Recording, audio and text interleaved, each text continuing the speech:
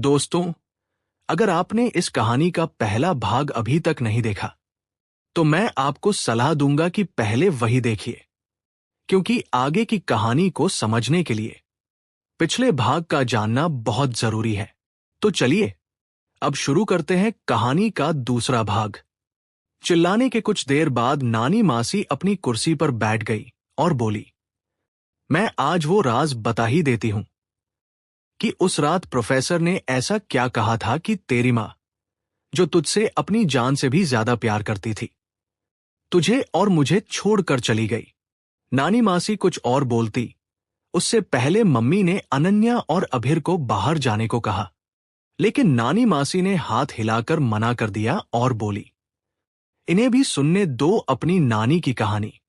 मैं नहीं चाहती कि तुम्हारी तरह ये भी मेरी ऊर्जा को गलत समझे। नानी मासी ने गहरी सांस ली और बोलना शुरू किया, तुम नहीं जानती कि तुम अपने मां बाप की अकेली संतान नहीं थी। तुमसे पहले तुम्हारा एक बड़ा भाई भी हुआ था, जो तुमसे 1 साल बड़ा था। ये सुनते ही मम्मी की आंखें फटी रह गई। वो हैरानी से पापा की तरफ देखने लगी। पापा भी उतने ही स्तब्ध थे, लेकिन दोनों में से कोई कुछ नहीं बोला। नानी मासी आगे बोली, ये कहानी उस दिन की है जिस दिन तुम्हारे पापा इस दुनिया से चले गए थे, लेकिन जाने वालों में वो अकेले नहीं थे। तुम्हारा भाई भी उसी दिन दुनिया छोड़ गया था। कमरे में सन्नाटा छा गया। तुम्हारी मां की आर्कियोलॉजी की एक बहुत महत्वपूर्ण ट्रिप थी। उनकी टीम कई सालों से एक ऐसे राजा की कब्र ढूंढ रही थी जिसके बारे में कहा जाता था कि वो जादुई विद्याओं का ज्ञानी था, और उसके पास ऐसे रहस्य थे जो इस दुनिया और उसके पार के राज खोल सकते थे। करीब 10 साल से तुम्हारी मां की टीम उस कब्र की तलाश कर रही थी। अब उन्हें उम्मीद थी कि वो जगह मिल चुकी है। राजस्थान के रेगिस्तान के बीचों बीच एक गुफा में होने का अंदेशा था, और वो जगह यहां से करीब 12 घंटे दूर थी। नानी मासी की आवाज भारी हो गई। तुम्हारी मां का प्लान था कि वो एक दिन पहले तुम दोनों बच्चों को मेरे पास छोड़ देगी और खुद ट्रिप पर चली जाएगी।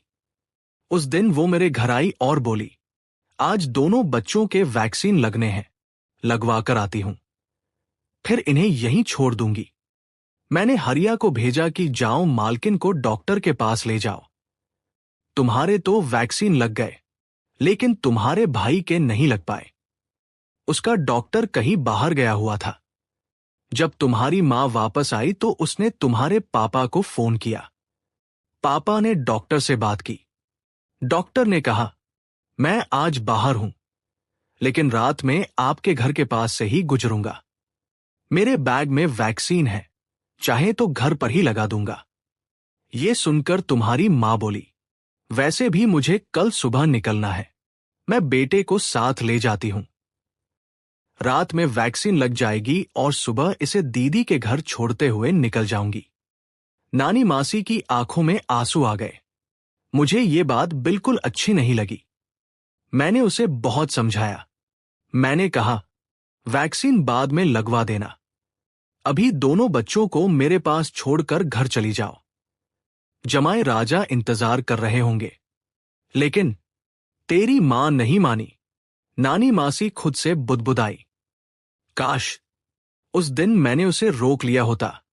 उन्होंने कांपती आवाज में आगे कहना शुरू किया, तेरी मां बेटे को लेकर घर चली गई। रात में डॉक्टर आया और उसने तुम्हारे भाई को वैक्सीन लगा दी। उसके बाद तुम्हारे पापा ने पूछा, अब क्या प्लान है? तुम्हारी मां बोली, मेरी बस सुबह 9 बजे जाएगी। मैं 7 बजे निकलकर बेटे को दीदी के घर छोड़ दूंगी। तुम्हारे पापा बोले, हाँ ठीक है, क्योंकि आज ऑफिस का बहुत काम है। मैं शायद रात के 3-4 बजे तक फ्री होऊंगा और सुबह 9 बजे तक ही निकल पाऊंगा। दोनों ने खाना खाया। फिर तुम्हारे पापा अपने स्टडी रूम में काम करने चले गए और तुम्हारी मां तुम्हारे भाई को लेकर कमरे में चली गई। रात के करीब 11:30 बजे थे। तुम्हारी मां सोने ही वाली थी कि तभी उसके फोन पर मैसेज आया। मैसेज में लिखा था कि टीम सुबह 4 बजे निकलेगी क्योंकि राजस्थान का मौसम खराब होने वाला था। अगर वो 9 बजे निकलते तो समय पर नहीं पहुंच पाते। ये पढ़कर तुम्हारी मां ने तुरंत अपने प्रोफेसर को फोन किया और उन्हें समझाने की कोशिश की। लेकिन प्रोफेसर बोले, ऊर्जा, बहुत सारी टीमें उस कब्र के पीछे हैं। हमारे लिए एक एक मिनट कीमती है। अगर मौसम खराब हुआ तो बाकी टीमें पहुंच नहीं पाएंगी और हम सबसे पहले वो राज खोल पाएंगे जिनकी तलाश लोग सदियों से कर रहे हैं। ये सुनकर तुम्हारी मां मान गई।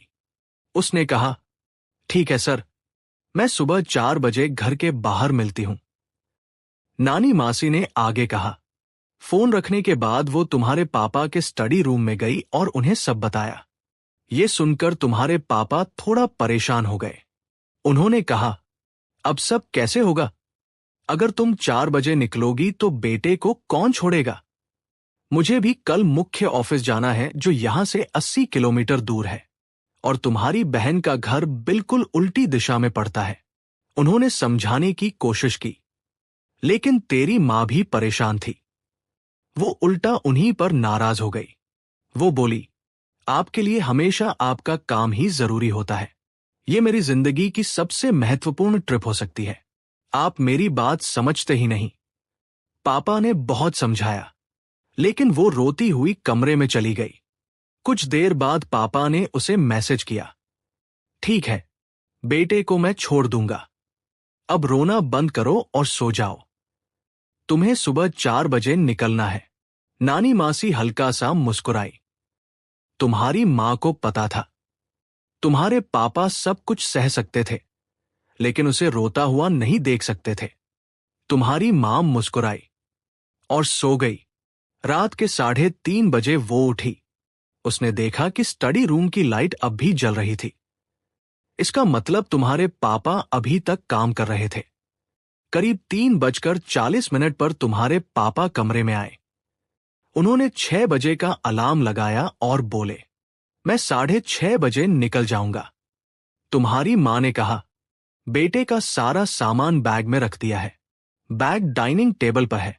सोने से पहले तुम्हारे पापा ने उसे गले लगाना चाहा, लेकिन तेरी मां ने नकली नाराजगी दिखाते हुए मना कर दिया। नानी मासी की आवाज भर्रा गई। तुम्हारे पापा बिस्तर पर लेटते ही सो गए और जब तुम्हारी मां निकल रही थी तो उसने सोते हुए अपने पति और बेटे को देखा। उसका बहुत मन हुआ कि दोनों को गले से लगा ले, लेकिन उसने सोचा, इतनी जल्दी नहीं मानूंगी। वापस आकर थोड़ा और नखरे करूंगी। बाहर बस आ चुकी थी। तुम्हारी मां ने घर लॉक किया, चाबी वॉचमैन को दी और बस में बैठ गई। बस चल पड़ी। सुबह 6:30 बजे तुम्हारी मां के फोन पर तुम्हारे पापा का मैसेज आया, हम निकल रहे हैं और कल रात के लिए सॉरी। हम दोनों तुम्हें बहुत मिस कर रहे हैं। सुबह से तुम्हारा बेटा तुम्हें ढूंढ रहा है, बार बार मामा बोल रहा है। मैसेज पढ़कर तुम्हारी मां मुस्कुराई, लेकिन उसने जवाब नहीं दिया। वो अभी भी नकली गुस्सा दिखाना चाहती थी। लेकिन उस मैसेज के आधे घंटे बाद उसके फोन पर कॉल आया।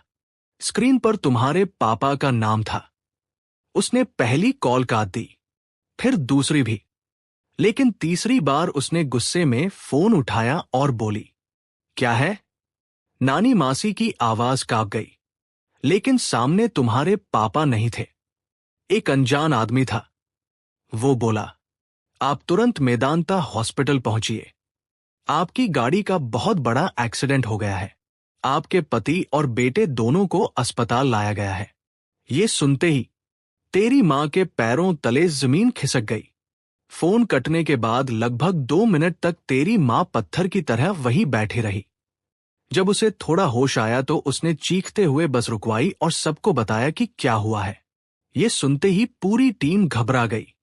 उन्होंने तुरंत बस को पास के बस स्टैंड की तरफ मोड़ दिया।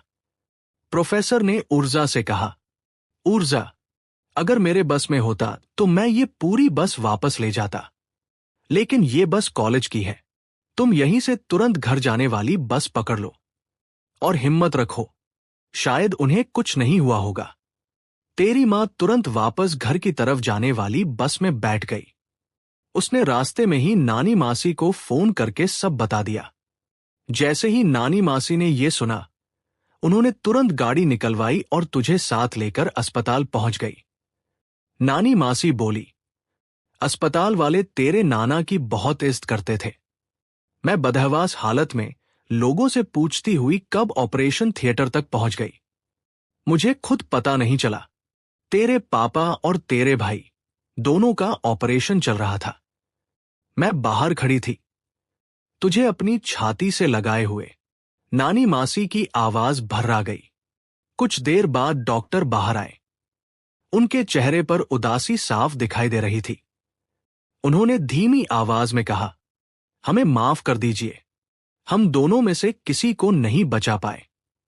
ये सुनते ही मैं वहीं जमीन पर बैठ गई। मेरी हिम्मत नहीं हुई कि मैं अंदर जा सकूं। मैं बस तुझे कसकर पकड़े हुए थी। मुझे ऐसा लग रहा था कि अगर मैंने तुझे भी छोड़ा तो तू भी मुझसे दूर चली जाएगी। मैं अभी इसी उधेड़बुन में थी कि तभी मुझे तेरी मां की आवाज सुनाई दी। वो भी अस्पताल पहुंच चुकी थी। उसने मुझे जमीन पर बैठा देखा। मेरे चेहरे की हालत देखकर वो सब समझ तो गई थी, लेकिन उसका मन सच स्वीकार करने को तैयार नहीं था। वो कांपती आवाज में बोली, क्या हुआ? सब ठीक है ना? मेरा बेटा और मेरे पति कहाँ हैं? नानी मासी की आंखें भर आई। मैं कुछ बोल ही नहीं पाई। मैंने बस ऑपरेशन थिएटर की तरफ इशारा कर दिया। तेरी मां पागलों की तरह भागती हुई अंदर गई और फिर उसने देखा 2 बेड पर तेरे पापा और तेरे भाई की लाशें पड़ी थी। नानी मासी की आवाज कांपने लगी। उन्हें देखकर तेरी मां की जो चीख निकली थी, उसकी गूंज आज भी मेरे कानों में सुनाई देती है। वो भागकर तेरे पापा की लाश से लिपट गई और रोते हुए बोली, मैं आ गई हूं। मैं कहीं नहीं जाऊंगी। मैं कोई ट्रिप पर नहीं जाऊंगी। आपकी नींद पूरी नहीं हुई ना, इसलिए सो रहे हो? मुझे पता है आप अभी उठ जाओगे। वो उन्हें बार बार उठाने की कोशिश कर रही थी, रोते हुए कह रही थी, उठिए, मुझे गले लगा लीजिए। मैं कभी आपको गले लगाने से मना नहीं करूंगी। आप जो कहेंगे मैं वही करूंगी। बस एक बार उठ जाइए। देखिए, मैं इतना रो रही हूं और आप फिर भी लेटे हुए हो। आप तो मेरे एक आंसू पर पूरी दुनिया हिला देते थे। कृपया उठ जाइए, मुझे गले लगा लीजिए। कमरे में बैठे सब लोगों की आंखें नम हो चुकी थी। नानी मासी ने कांपती आवाज में आगे कहा। फिर वो अचानक अपने बेटे की तरफ भागी। उसने तेरे भाई को अपनी गोद में उठा लिया और उससे बात करने लगी। मम्मी आ गई है, आप भी बस सोए हुए हो ना? मम्मी दूध पिलाएगी, फिर आप उठ जाओगे। मुझे पता है। तेरी मां की हालत देखकर पूरे अस्पताल की आंखों में आंसू आ गए थे। वो लगातार चीख रही थी, ये सब मेरी वजह से हुआ है। मैंने ही इन्हें सोने नहीं दिया। इन्होंने नींद में गाड़ी चलाई और ये सब हो गया। वो बार बार तेरे भाई की निर्जीव देह को दूध पिलाने की कोशिश कर रही थी।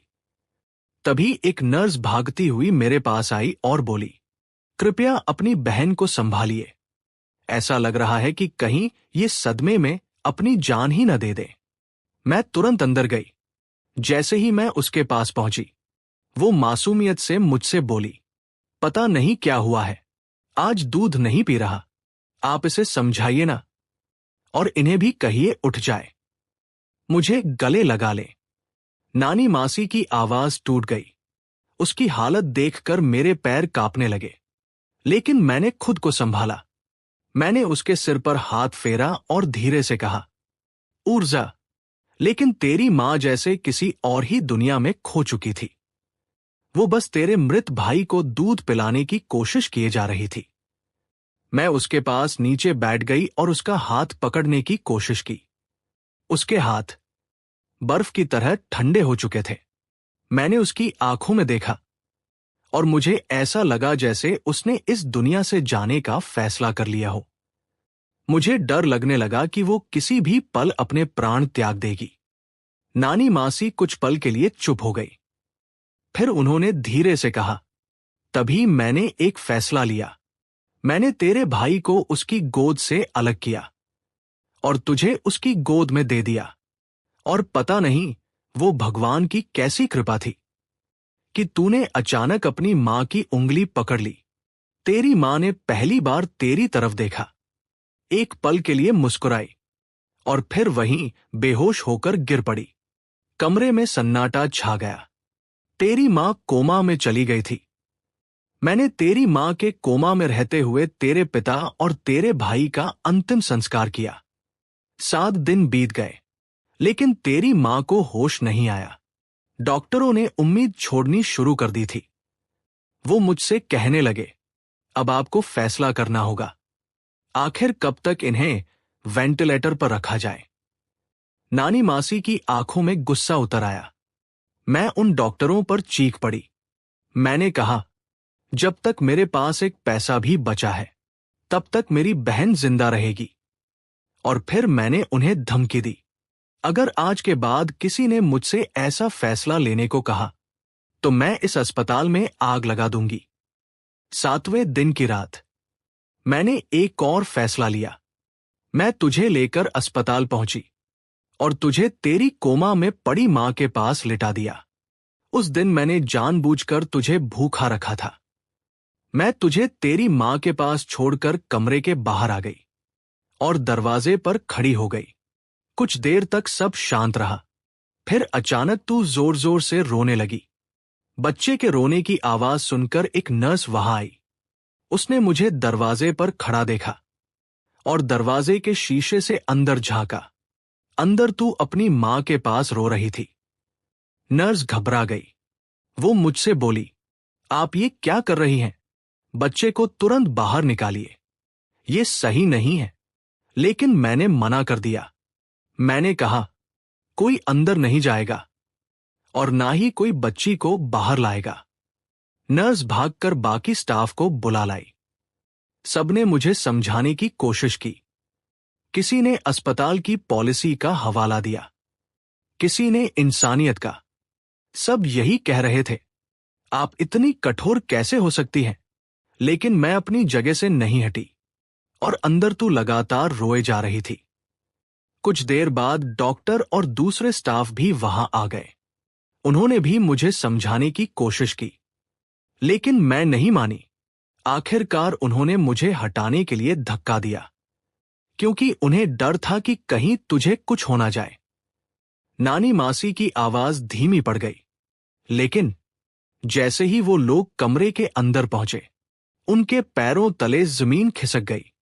अंदर का नजारा देखकर सबकी आंखें फटी रह गई। मैं भी खुद को संभालते हुए अंदर गई और फिर मैंने देखा, तेरी मां तुझे अपनी गोद में लेकर दूध पिला रही थी। ये कहते ही नानी मासी चुप हो गई। उन्होंने अपने आंसू पोंछे।